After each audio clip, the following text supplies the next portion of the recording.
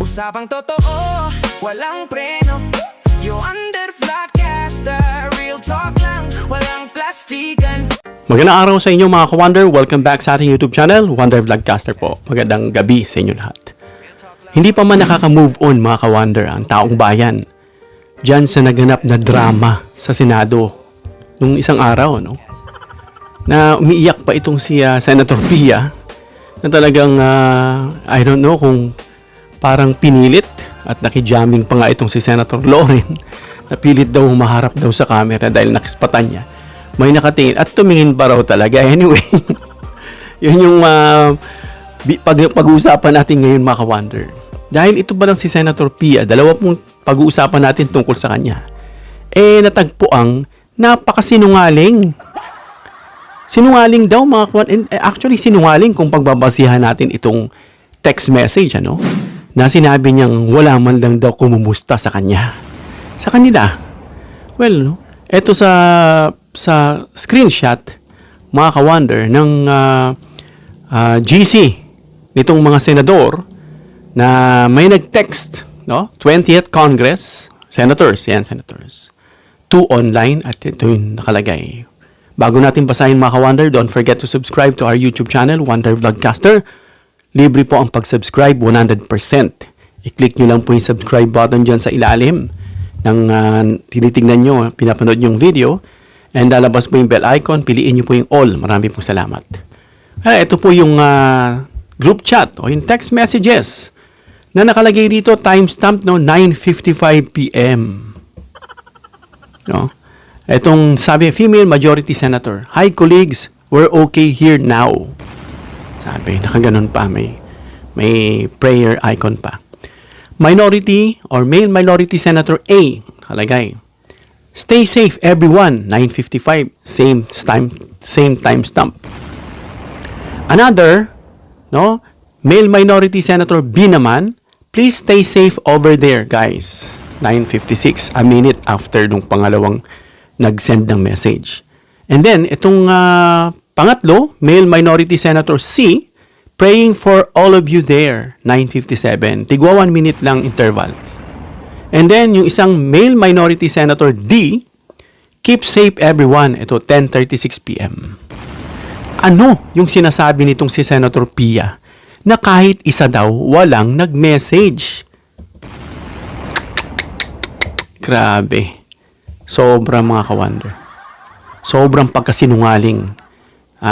Based on this group, based on this chat, itong kanilang history ng chat, masasabi mong Pinokya.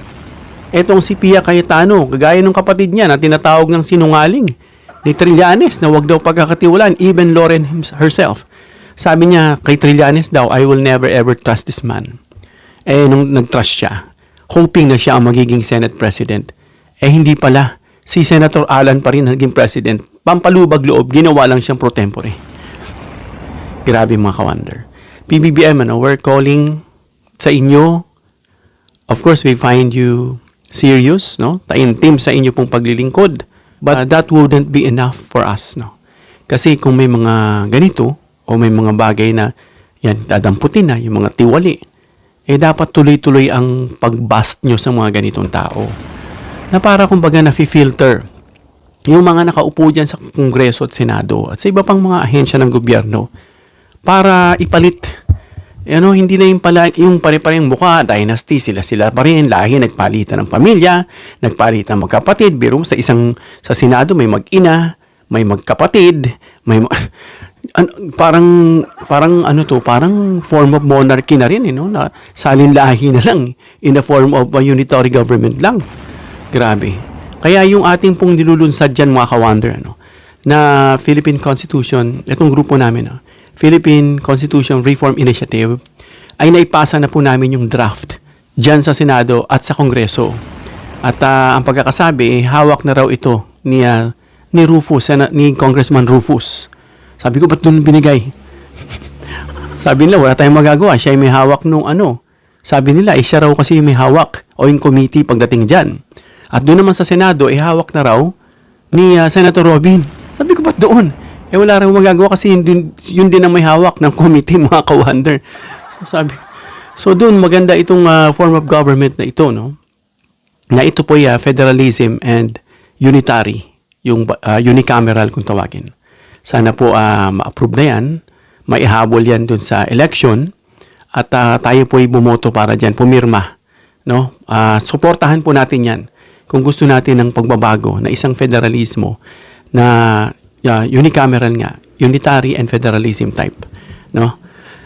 So balik tayo, meron na naman mga ka-wonder, bukod dito sa kasinungalingan na sinasabing wala raw kumumusta dito kay Senator Cayetano at nilapitan nga siya ni Senator Sherwin. Ako nga una nag-text sa'yo. So lumalabas na yung unang text message doon na minority, na male minority, si Senator Sherwin. No? Bukod dyan mga ka-wonder, ito palang bilyonaryo channel ay may natagpuan sa kanilang pag-iimbestiga na itong si Senator Pia Cayetano pa rin, mga ka-wonder. Hot seat siya ngayon sa kanyang pang-famous na drama na ngayon kinu-question na rin itong sose nitong si Pia Cayetano na nabalitaan, mga ka-wonder, no, ayon sa ulat, no, dito sa SOSE, yung Statement of Contribution and Expenditure niya dito na isinumite sa COMELEC.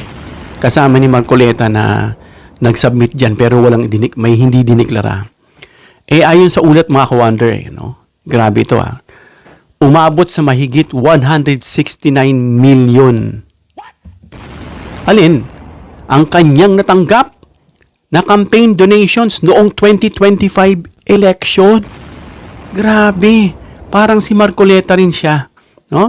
Binanggit yung mga pangalan ng mga abogado, no, ng mga law firms na nag-donate sa kanya. No, sabi rito, Tan Acot Lopez and Pison Law Offices. Itong dating connection sa Ponce Enrile Cayetano Reyes, Manalastas Law Offices, nag-donate din sa kanya. At may historical connection din, mga ka-wonder, no, ang ilang senior lawyers ng TALP sa PECA BAR o yung PECA Bar Law Office ayon sa profile ng law firm. So, yan yung mga natutuklasan ngayon. Sabi nga nila kay ingay ng kay ingay lalong nabubulgar, mga ka-wonder. No? Kaya nitong mga maingay, itong Diskaya, kadadaldal nila, nagpa-interview pa. Yan ngayon, nakakulong. Nabisto. Good thing, At na-expose sila. Gayun pa man, mga ka-wonder, wala pang public verified government finding o pinal na desisyon ng COMELEC o ombudsman o korte na nagsasabing illegal agad itong mga donations na to. Kagaya ng kay Cheese, na alala nyo, yung natanggap niyang donation dun sa kanyang donor, na ito po'y nakalusot. No? Nakalusot yan, mga ka-wonder. Na itong donations nga ng mga abogado, executives ay konektado sa corporations o government contractors. No? At ang pagiging donor ng isang abogado o law partner ay hindi otomatikong paglabag, no, sa batas, maliban kung ito'y mapatunayang alin. Ito'y iniimbestigahan ngayon. Dami donor sila. Ano pa? Ginamit ang corporate funds na bawal. May quid pro quo o kapalit ng government favors. Ito uso to ngayon. Ito yung sinasabing scratch my back and I'll scratch yours. May pagtatago o maling deklarasyon sa SOSE. Ang tanong, naideklara ba ito ni Senator Pia Cayetano? No? Ano ba? O may money laundering corruption component? Bakit? Ano kaya ang mangyayari nito kung mapatunayan ito, mga ka-wonder? Dahil ano bang sinasabi ng Omnibus Election Code? Sa ilalim kasi, mga ka-wonder, ng Omnibus Election Code at Campaign Finance Rules ng COMELEC, sinasabi ron yung mga bawal. Ano yung bawal? Bawal yung anonymous donations. Anonymous para maitago Kasi baka mamaya, ito nga sinabi natin sa taas, baka may pinagkuhanan yan ng mga pinagbabawal. Donations mula sa foreign nationals. Donations mula sa government contractors sa ilang sitwasyon. Donations mula sa corporations para sa kandidato. Paggamit ng dummies para itago ang tunay na donor. Hindi pagdeklara ng totoong halaga ng contribution at expenditures sa SOSE. Yan yung mga tinitingnan dyan. Ewan ko kung ano nang nangyayari dyan kay Marcoleta, kay Cheese. Ano ba naman? Kung ito yung napatunayan talagang may disqualification at ang mga parusa niyan bukod sa pagkulong, no, I think 6 na taon, at yung perpetual disqualification from holding any public office. Umaasa na lang ba ang Pilipino ng ganyan? Kaya dumadami yung mga tiwali, yung mga korap, nakangiti-ngiti lang, magnanakaw ako, ganito ang gagawin ko. Ginawa niya na last 2 years, last 5 years, uulitin niya lang. Bakit? Kasi makakawala rin naman siya eh. No? Makakawala rin siya. Pag may maupong ibang presidente, pawawalan din naman siya. Ano ba namang klaseng bansa itong mga ka-wonder? Bakit ganito itong mga Pilipino? Ibang-iba. No? Kaya yung bansa natin mahirap, dapat mayaman, hindi umuunlad dahil sa mga kawatang walang hiyang ito. No? Yun nga eh. Umiinit na naman yung ulo natin eh. Sana no? Dinggin ng Diyos yung panalangin natin sa mga ito na talagang pagpapakapalan lang nila yung mukha nila para magnakaw. No? Hindi ko tinutukoy na itong ginawa ni Senator Pia at saka nila Marcoleta isang pagnanakaw. I'm referring dun sa mga magnanakaw na malakas yung nakita ng probable cause na sila nga ay masasabi mong nagnakaw. No? At lalo na kung napatunayan niya nagnakaw, sana parusahan na yan ng Diyos. No? At parusahan din ng batas para, kumbaga, double jeopardy mga ka-wonder. Para magdala. At para yung mga susunod na uupo lang, ang motibo magnakaw, hindi na umupo. No? Kapag mapatunayan mga ka-wonder na may false declaration ng SOSE o pagtatago ng SOSE, ay maaring magkaroon ng mga election offense. Ano pa? Perjury, falsification, anti-graft violations, at posibleng forfeiture proceedings kung may unexplained wealth. No? So, tatamaan ba yung SOSE? Of course. Kababanggit lang natin kanina, tatamaan yan. Kung hindi mo idiniklara yung mga natanggap mo sa mga donors mo at sinabi mong ito lang, of course, tatamaan yan mga ka-wonder. So, kung mapatunayan, hindi totoo ang declared donors, may undeclared contributions, may underreporting, o ginamit ang mga tao bilang conduit para sa corporate donations, kasi mga ka-wonder, para sa mga politiko, senador, mga congressman, mga secretaries na yan, no, ang SOSE ay mahalagang dokumento dahil ito ang basehan ng transparency sa campaign finance. No, at kapag may discrepancy rito mga ka-wonder, maaring imbestigahan. No, iimbestigahan to nino. Unang-una, of course, yung COMELEC, yung mga Commission on Elections. Ano pa? Yung ombudsman na tagambantay ng mga government official. Alin pa? Kasi sabi nga, di ba, baka may pinaghahanalaang money laundering. So, papasok dyan yung Anti-Money Laundering Council, yung AMLAC. At ano pa? Siyempre, i-audit yan. Yung mga bagay na yan. Siyempre, papasok dyan yung Commission on Audit.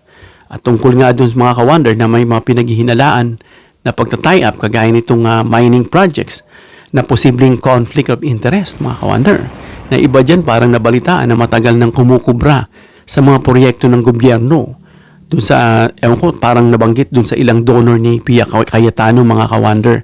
Dahil alam natin na itong mga mining, may public discussion dyan noon, no? Political criticisms, na hinggil dito sa mining environmental policy at mga business interest na ilang political families. Si Defensor, mayroon niyang mining. Sino pa ba may mga mining dyan na tuloy-tuloy pa rin nagmimina? At yung mga business interest ng ilang mga families. No? Pero kailangan pa rin natin maging maingat mga ka-wonder sa pag-mention at pagsabi rito dahil may mga, kung aligasyon pa lang yan, no? Para sabihing may kriminal na pananagutan, iiwan natin yan mga ka-wonder sa nag-iimbestiga. Pero alam ko, may alam na sila rito. Sa dami ng mga anomalya sa bansa natin, siguro kumahog na kung anong uunahin. No? At nakasalalay sa ating mga Pinoy kung sino yung dapat nating botohin. Tandaan, kung may mantsa, sabi nga nung sa patalastas na sabon, pag may mantsa, may bakterya yan. Pag may mantsa at may naiwang amoy, yan ay may bakterya. Either may virus at kung ano pang microorganism. Huwag po tayong bumoto na may virus, yung may bakterya. Huwag natin botohin yan. At kung may donor na kagaya nito, may pending mining permits, may government concessions, may PPP contracts, o may kinukuhang permits mula sa gobyerno, maaari itong maging basihan mga ka-wonder. Saan? Doon sa conflict of interest investigation, ethics inquiry, lifestyle check, at procurement review. Magiging basihan yan mga ka-wonder. No, pero kailangan pa rin mga ka-wonder ng ebidensya rito. Kaya nga mahaba yan, hindi basta-basta nagtatapos. Kapag may nakitang anomalya, kailangan dumaan pa rin sa proseso, no, itong dokumento ng ebidensya, paper trail, bank records, beneficial ownership data at testimonya.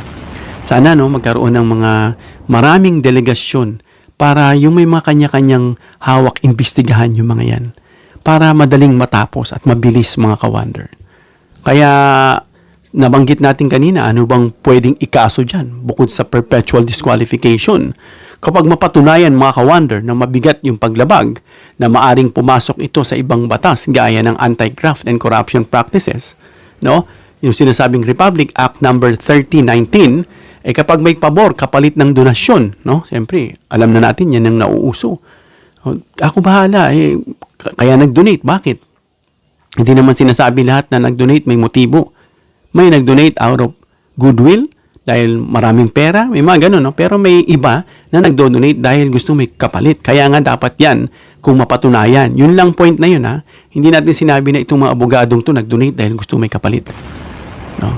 May mga ganong case na nagdo-donate dahil gusto may kapalit o paggamit ng posisyon para makinabang ang donors.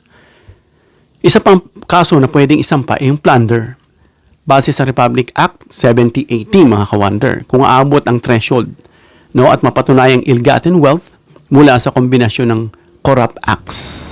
Yung threshold dyan, nagkakahalaga ng 50 million. Sabi rito, 179 million ang pagkakasabi. Dilagpas sa threshold. Diba ha? So, pasok sa plunder.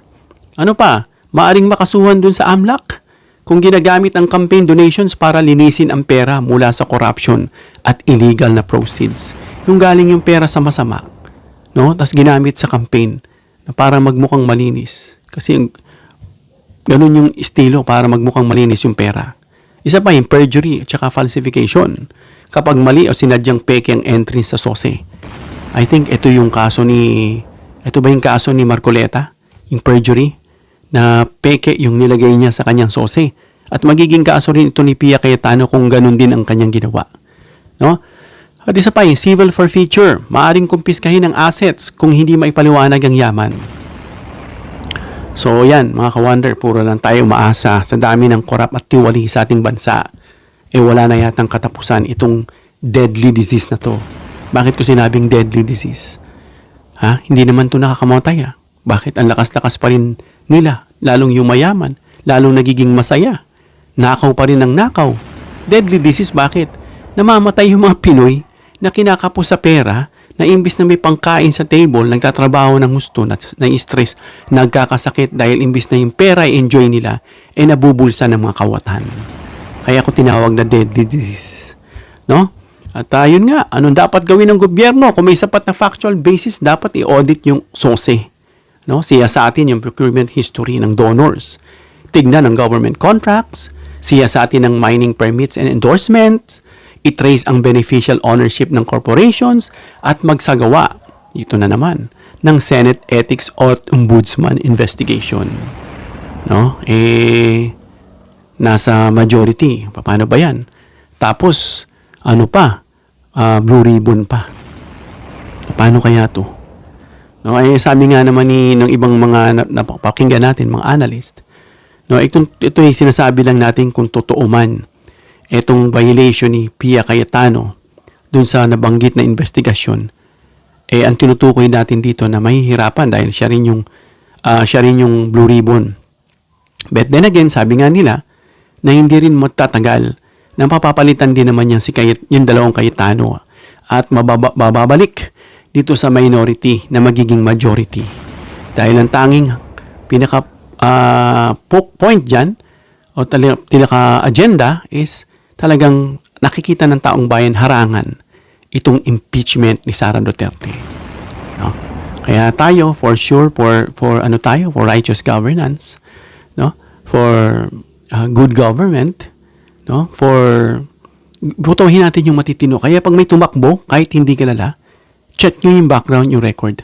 Tingnan nyo kung anong, wag na yung mga luma na panay naman ang nakaw. Boto kasi tayo ng boto nagnakaw na, may history botohin pa rin. Ako yung mga magnanakaw na may record na, hindi ko na binoto. Kaya nga nung nanalo sabi ko ito na naman, magnanakaw na naman ito. Tama, nagnakaw na naman. Hanggang dito lang tayo mga ka-wonder. Comment down below your opinion para mabasa at reaksyonan. Please give me a thumbs up if you like this video para ma-share ni YouTube sa iba pang viewers. Please share this video para malaman nila na nagsinungaling pala itong si Senator Pia dahil based dun sa record ng chat history ng mga senators, nangamusta pala ang 4 na minority.